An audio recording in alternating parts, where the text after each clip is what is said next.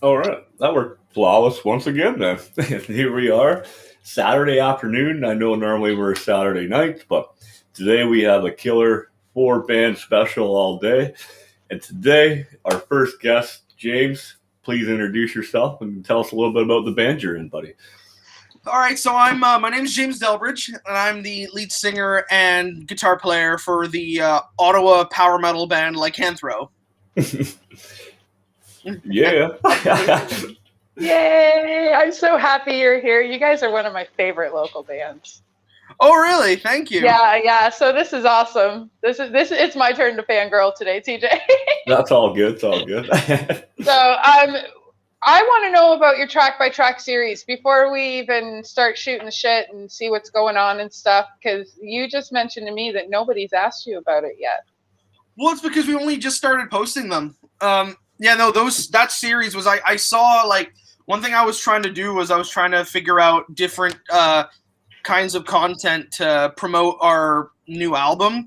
And one of my favorite things to watch personally is I love when bands do these track by tracks when they explain each song on the album and any stories or from either what the song's about or the production or anything. And that's just the kind of stuff I like to watch. So I kind of figured why not do that, but with us.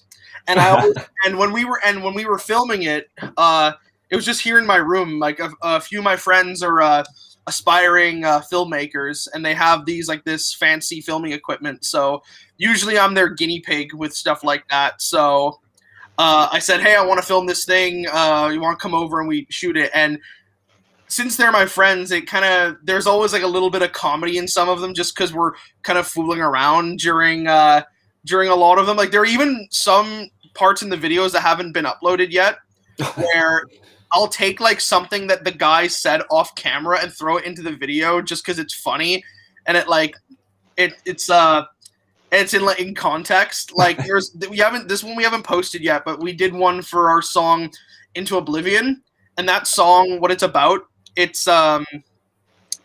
the you guys ever heard of, I forgot what the name is, but the zombie fungus that like kind of affects like an ants like that can like control like bugs and stuff.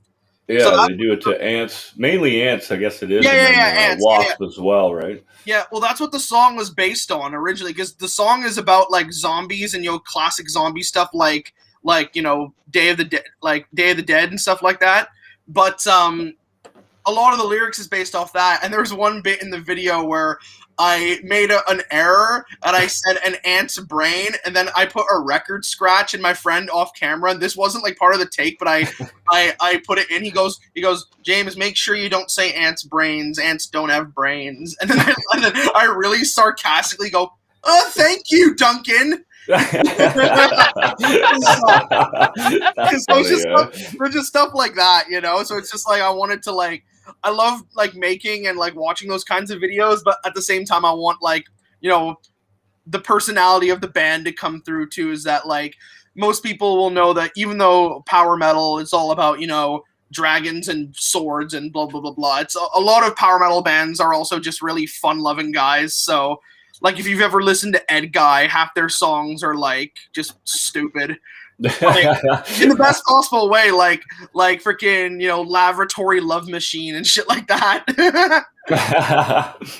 No, it's true though. It's so fun. Like that music in general, like the drift off into that world, while you're listening to it. It's just phenomenal. Love it. So we were talking a little bit. You just finished doing a bunch of like a radio thing, did you not? Right before you come on here? Well, I have like 2 interviews in a row today. Like I have this one and I have another one right after. But when I got up, my friend Corey Westbrook, she writes for Metal Injection actually.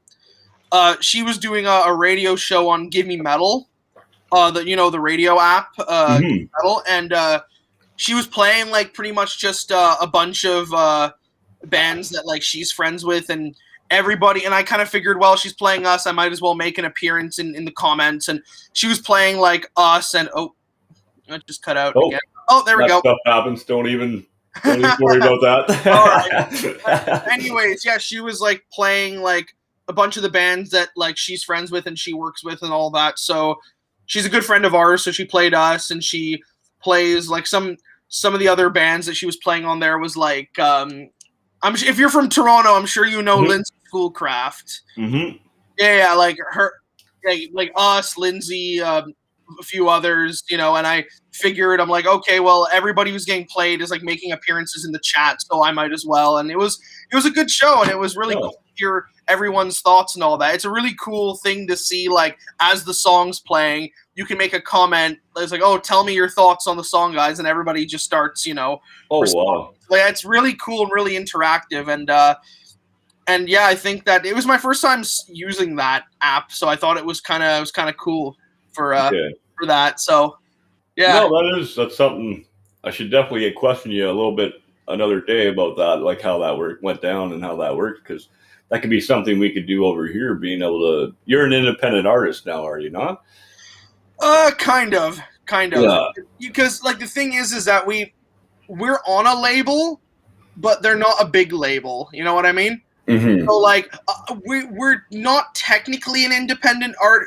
We kind of are and we kind of aren't. We're in that really weird middle ground because as I said, we're on a label, but the label isn't big, and I don't mean big as in like Nuclear Blast or whatever. I mean in terms of the fact that our label deal doesn't really have any money involved in it. So no, I understand that. We have quite a few bands that we work with are like either they're right on that verge of independent, but they're on a label, but yet, you know, it's not like a fucking MGM or anything. I don't even know if they do music, but you know what I mean, right? Yeah, I think they used to. They might have. That's true. Yeah. Go ahead, Amanda. I know you have a few questions. I do. My sound kind of went for a second. Oh, I'm echoing again. Damn it. Hang on. All right. Well, she's figuring that out. You mentioned earlier you just did one of your last tours there with Ammo. You did like Toronto, you played Ottawa, and you played Newfoundland. Is that correct? Yes. Can you tell us a little bit about that, man? That must have been all right. Oh, man. So the show that we played a festival in Newfoundland in St. John's, and it was called November Mayhem Fest because it took place in November 2019. And it's just this like kind of there's a promoter over in Newfoundland who he has tried to start up because there's a little bit of a metal scene there. Like there's some surprisingly really good bands from St. John's, and there's some bands that like, you know, a lot of people don't hear about because, you know, St. John's is so closed off from the rest of the area, you know, like we have a good friends band there called Emblem. Emblem's awesome. They're friends of ours, and Allagash and Category 6. You know, there's some great bands there. And when we got asked to be on the festival, it was cool. We felt kind of like rock stars because they didn't pay us, but they paid for flights. So kind of instead of paying us for playing, they said, oh, we're gonna pay for your flights from Ottawa, and we're like, oh, and we also had like free places to stay, free food for the most part. So it was kind of like, you know, equivalent exchange, you know? Yeah, no, that's excellent. Yeah, and I will say that was probably one of the rowdiest shows I've ever played because because Newfoundlanders, I find when something happens there, they go hard. Oh, you know, wow. like there's so like. Oh, you broke up a bit there, Amanda. Yeah. Okay. Someone said being spoiled is a good trade-off. Yeah, it is. Oh, here we go. That's right here. Well, one thing what I will say about that show too is that like in Newfoundland, again, since they don't get that kind of stuff there very much, they're so like when I went there, I found, and not to say this about like the scenes like here in Toronto, they're very like loose. They're not uptight at all. Like there was one point in the show where like, so the stage was here and right next to the stage was a bar because this venue was big enough, had 3 bars. It was nuts. Holy. Yeah, it was. And I, before the show, I go up to the bartender and said, hey man, I see that this bar is right next to the stage. Can I play my guitar solo on top of the bar during the show?" And he goes, "Oh yeah, for sure, man. Just walk across the outer side of the bar instead of the inner because it's more stable." I literally said to him, "Thanks, man. If I tried doing that at a show here, I'd probably get banned." Oh yeah. So yeah, no, it was a great time, and as I said, Newfoundlanders, they party very, very hard. Yes. Like I remember, like the show was nuts. Like we were second on out of 5, and we played at 11 p.m. So the show didn't end till like 2 a.m. And then afterwards, there was like an after party at the promoter's house, and I vividly remember going outside, and we're all like drinking and going outside and seeing the sun was coming up. I was like, "Oh my god!" Was it Justin, the promoter? Yeah, it was Justin. So Justin also brought Johnny No Cash out from Toronto to Newfoundland a couple years ago, and he said the same thing. He said this guy's an absolute blast of a promoter. TJ, he's somebody that we should definitely talk to. Justin's awesome. Yeah. Fantastic. That's awesome. I'm so glad that you guys went out there. My second question to that, I have other questions before I started echoing and having technical issues. But my second question to that is, did you guys get screeched in? No, we didn't actually. I kind of regret it, but we didn't have time. We were only there 3 days, I think. And that would have been fantastic. We didn't get screeched in. I kind of wish we did, but next time, like once the pandemic is over, that's one of the places that we're for sure gonna look into playing again is Newfoundland, because as I said earlier, we have a few good friends bands there. Like as I said, Emblem is fantastic, and yeah. See, awesome. I hear Newfoundland. It's nice to actually hear you say there's a bit of a metal scene out there, because I think like she shanty tunes, I mean, those are cool too. I mean, those are cool. No, absolutely. I love Great Big Sea personally. Me too. Oh, amazing band they are. Those guys are fantastic live too. When they were one of the ones that kind of blew my brain when I seen them. I was like, we're going to a Great Big Sea, whatever. We got there, the show was rocking, dude. Everybody was right into it. It was a great vibe. They're all fantastic singers. Yeah. Like it takes one thing I've found because one thing I've been doing a lot during the pandemic is trying to improve my singing style and my singing technique, and it's made me grow an appreciation for singers from like other genres other than metal. And Great Big Sea is definitely one of them, because it takes a lot of effort to be able to harmonize that perfectly between like 5 people. Yeah. Mm-hmm. Sort of like what the Eagles used to do. That is hard. Mm-hmm. Yeah. Not easy. As far as Great Big Sea goes, they've been around since their first single was a song called Mary Mac, and it was in 1996, maybe. 94? I want to say it was 96. I'm sure Brennan's fact checking that right now. Probably. And they were absolutely, like, they were all over Much Music. And then the first time I had seen them was actually down right in front of Niagara Falls with Blue Rodeo at New Year's. 10 years to the day, I got to see them with Spirit of the West. And yeah, Newfoundland bands are absolutely fantastic. They're such a fucking party band. Wait, Great Big Sea and Spirit of the West aren't the same band? No, believe it or not, they're from different coasts. I know, it's just, it's the joke, everybody thinks that they're the same band. I know. So, no, my question before we started getting all screwed up with my tech was, I was curious to know about you guys having the choir on Fallen Angel's Prayer. Ooh. How did that come to be? Because I listened to that, and that was a lot of fun.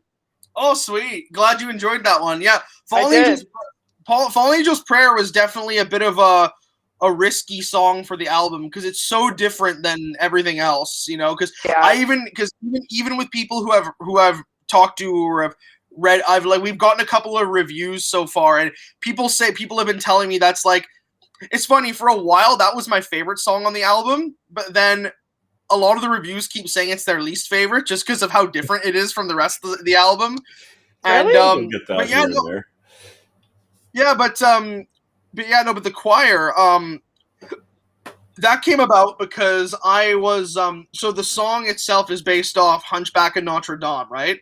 Right. Mhm. And I'm a big fan of the Disney movie. Like, I'm not usually a Disney fan in general, but that's my favorite Disney movie. And my favorite part of that film is the score. The like you have like all this, like, it has probably some of people always like to joke like, oh, Disney songs are so cheesy. I'm like, the songs in Hunchback are phenomenal. They're like so masterfully written. And my favorite part of that is the big haunting choir in it. And I thought, you know what? I need to do something like that in one of our tracks.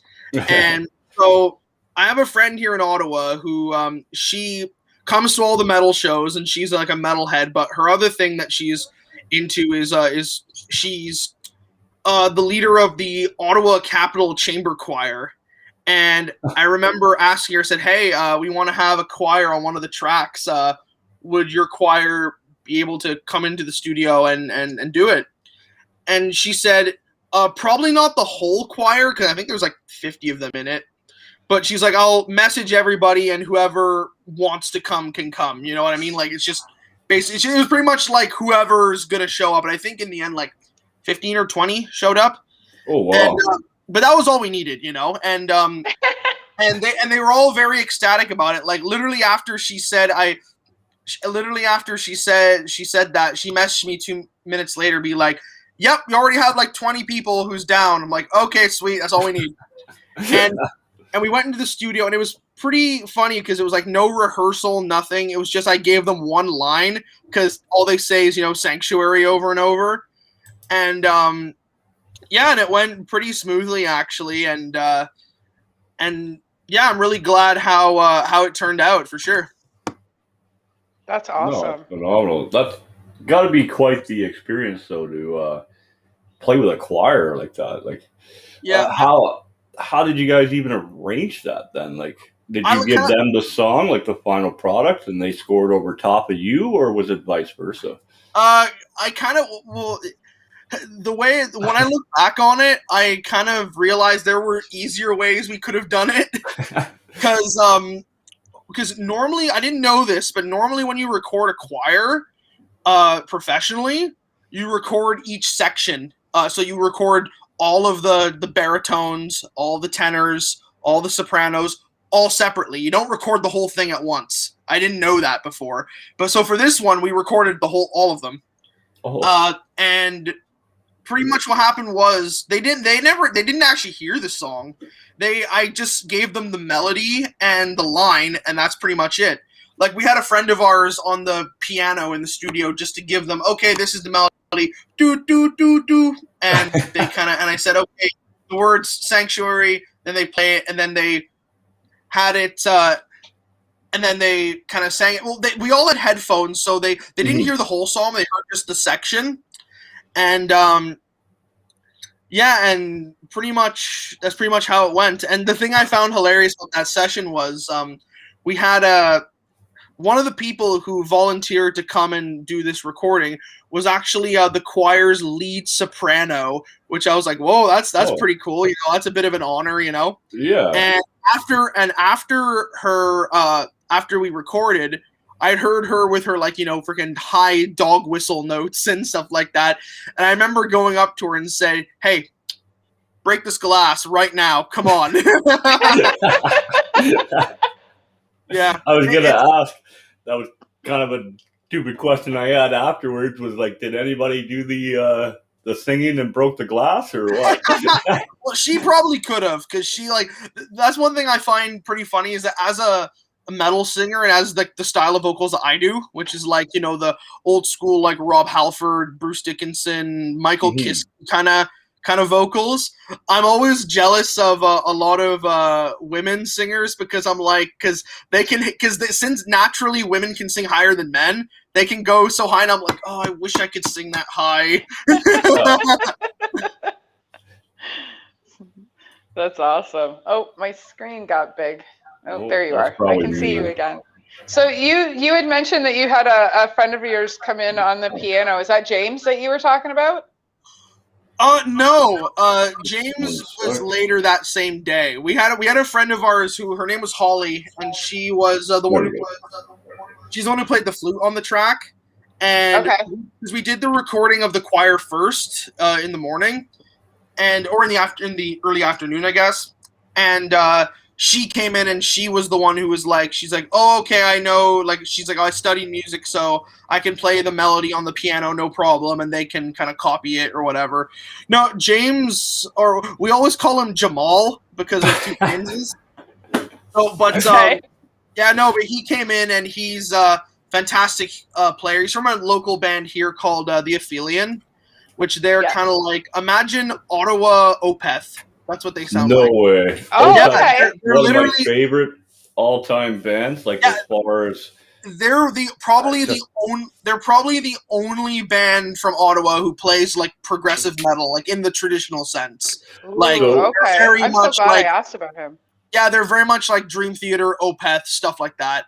And and he's a fantastic player. In that band he plays rhythm guitar and keyboard at the same time. So and usually whenever I want like a piano part in a song, I'll always send him. I'll be like, "Hey, dude, here's the melody." I always tell him because I'm like, "Here's the melody of the part that I want," because I don't play piano, so it's just so I'll pretty much send him the melody on like guitar probably. I'll be like, "Okay, here's the melody for the part. Play it, but add your own kind of flair to it." So if the melody is like in Fallen Angel's Prayer, I just gave him do do do do do do do, and then I said, okay, here's the melody, do what you want with it. And then he kind of added all these little he added like kind of the root chord, and he added like some little embellishes here and there, and I'm like, this is why I ask you to do this stuff. Right on. Awesome. Yeah, because I had heard you mention it in the track by track series. That's why I asked about it. I wanted to get a little bit more information. Like I went sniffing around this morning because, like I said, you guys are. I did. You definitely did your due diligence today as far as getting all the information for the bands and stuff, right? Yeah, absolutely. Well, like I said, man, when you told me they were on, like they're one of my favorite bands as far as local bands go. They're top on the list. Yeah. So you know, she like never knows who.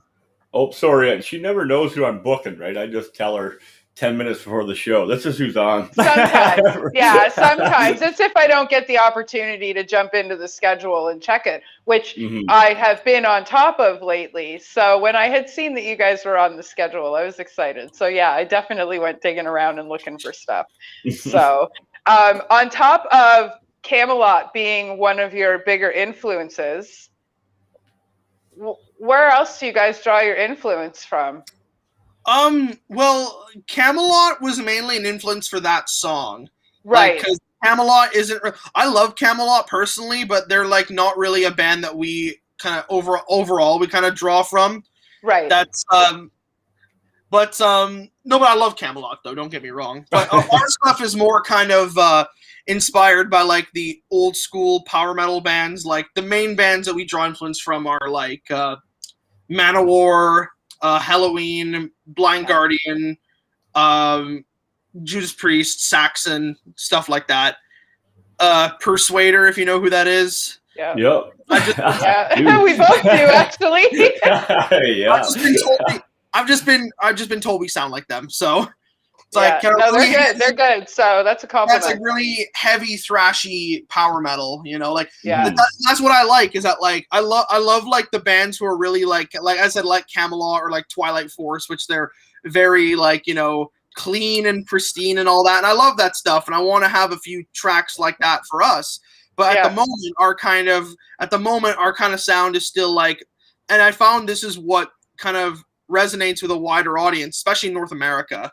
Is because one thing I find metal fans are like here, which they're not like in Europe, is here everything has to be heavy in some areas. Like, that's why death metal and core is so popular here. Because everything has to be heavy. And to me, I'm not really into that. Like I'm not really like into the whole like heavy for the sake of being heavy sort of thing. Like to me, it has to have meaning, has to have some substance.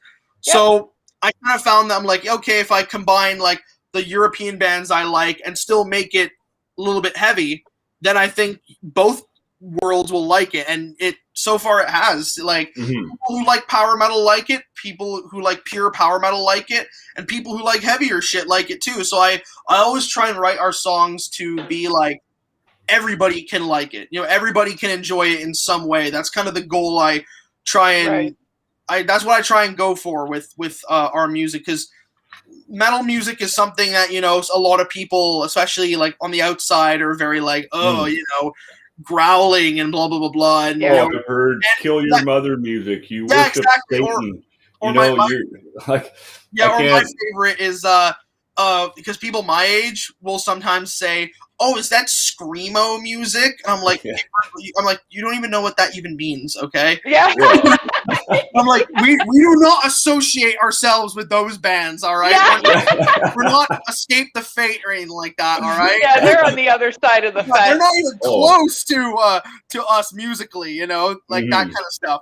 As far as style goes, for sure. Yeah, exactly. Right? It's just like, yeah, like no hate if you like that stuff, you know, but it's like that's not the same thing. Right. But yeah, no, I can understand that absolutely. yeah. But yeah, no, so that's what in terms of our influences, that's why I kind of find bands like Blind Guardian and Halloween, that's why I kind of draw from those bands a lot, because they're still power metal, but they're also have the heaviness element that people who might not like power metal on its own will also get something out of as well. Yeah, no, you guys are doing well with balance, that's for sure. Definitely, because both, you know, like I've got a Slipknot kid and I've got an Iron Maiden kid, and I can play your music and both kids are happy. Perfect. So that's how we know you've got that. yeah, right in the middle, right? Perfect. So, well, yeah, I mean, you were talking about trying to have that element of, you know, being able to reach everybody in the metal audience, because, you know, like you say, some people are just like, oh, well, you know, it's all about the screamo. Meanwhile, there's like 150 genres of metal music, right? Yeah. So you guys have seemed to have picked up on that balance of being able to satisfy a bunch of different genres. Yeah, that's been the goal from day one, because one thing I always tell people is that my earliest musical influence, and I still argue that they're the greatest band of all time, is Queen. Oh. And Queen is and the thing with Queen is that, because they were the first band I ever got introduced to, I was like 5 or 6 years old, and they're kind of the band that made me want to be a musician. And the thing with Queen, I still follow this rule whenever I write songs, is that if you remember, even though Queen isn't necessarily metal, if you remember that Queen, they never wrote the same song twice. Freddie Mercury was pretty metal. I said Freddie Mercury was pretty metal. I mean, like, they're not, but they are. Yeah, no, I get what you're saying. Absolutely, but like, kind of what I draw from them is the fact that no two songs were alike, and that's what people really liked about them, is that even though you'll have a song that's rock, you'll have a song that's pop, you'll have a song that's like a power ballad, you know, it still sounded like Queen.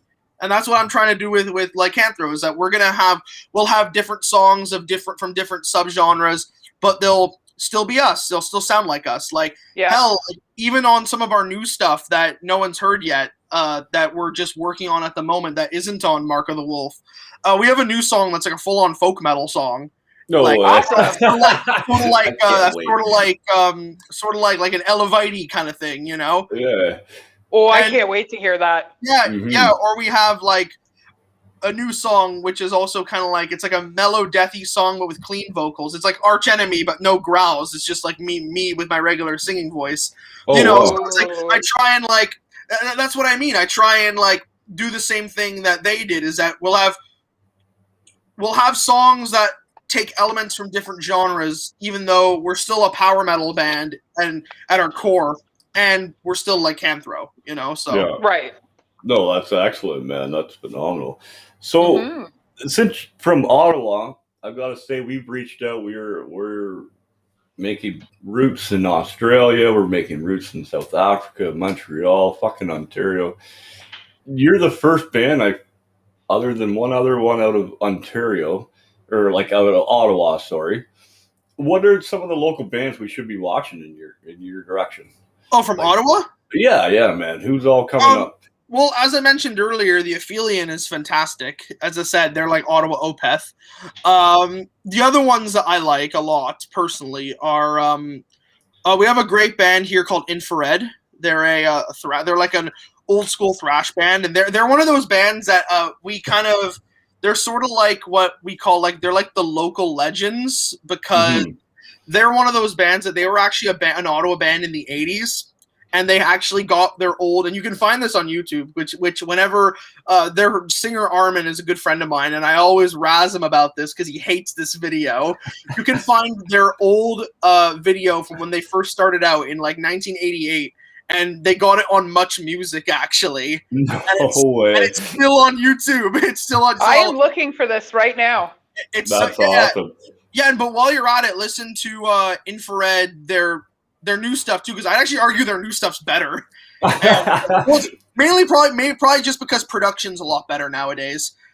But music production's a lot better nowadays. Right. But yeah, Infrared, another really great one from here. Because the thing with Ottawa is that if it was up to me, I'd normally just be recommending a whole bunch of power metal and old school metal bands, because that's my favorite stuff. But here, our scene is weird because there isn't any of that. There's only two bands here in Ottawa that count as power metal. There's us, and then there's our friends band Scepter, who they're fantastic as well, but they don't really have anything to check out at the moment, I don't think. I think they still have a single on Bandcamp somewhere, but there's only two power metal bands in Ottawa, and even then we're both very different. We're more on the Halloween Blind Guardian side, they're more on the New Album, Killers era, Iron Maiden, Cloven Hoof, stuff like that. Yeah. So so Infrared, Scepter, the Aphelion. The other one that's really good that you should check out from Ottawa is called they're called Sinful Ways. That's one of my really good friends. Brad is the bassist and the singer, and they're very much they're like Trivium. They're very much like Trivium. Oh. They're that kind of style, the modern metal, sort of Trivium, Avenged Sevenfold-y kind of stuff. So if you're a fan of that, then they're fantastic as well. So I guess in closing, I'd say Infrared, Scepter, the Aphelion, Sinful Ways. If you're into death metal, A Scar for the Wicked is fantastic as well. I love them so much. Yeah, I love them so much. Yeah, Scar for the Wicked's fantastic as well if you're into death metal and stuff like that. So yeah, I guess that's who I'd say. Yeah, right on. That's fantastic. I can't. I'm looking for this band now. I can't find them on YouTube. I'll get you to send me a link later. I'm really interested in checking them out. Oh, Infrared? Yeah, all right. Yeah, for sure. Yeah. So right on. Well, is there anything else that we haven't covered that you want to talk about that we haven't asked you? Well, our new album, Mark of the Wolf, coming out June 4th. June 4th. That's soon, man. That's real quick. Couple weeks. Yeah. So this is a full-length album, or? Yeah, it's our very first full length. Nice. Okay. Sweet. Right so on. Obviously you have some stuff on YouTube. Where all can we find you then? You guys are Instagram, all the shit, or what? I mainly tell people to follow our Instagram because we're way more active on there. On Instagram, we obviously post our band stuff, but I'll always post other different forms of content just to get more people interested. For example, I'll try and sometimes I'll post these reels, and I try and be funny with them. It's weird. Our most successful stuff on social media, in general, wasn't even our music. Yeah, no, it was because a few weeks ago, actually not about a month or two ago, I posted this video on Instagram because I was trying to use their new kind of reels feature, just to see how that worked. And I thought it'd be funny to do at the time, because of the pandemic, I've been having to record a lot of vocals from home. And recording from home sucks. It really does. Yeah. At least for vocals. Guitars are easy as hell to record at home, but vocals suck because you need that other person there to tell you whether the take was good or not, right?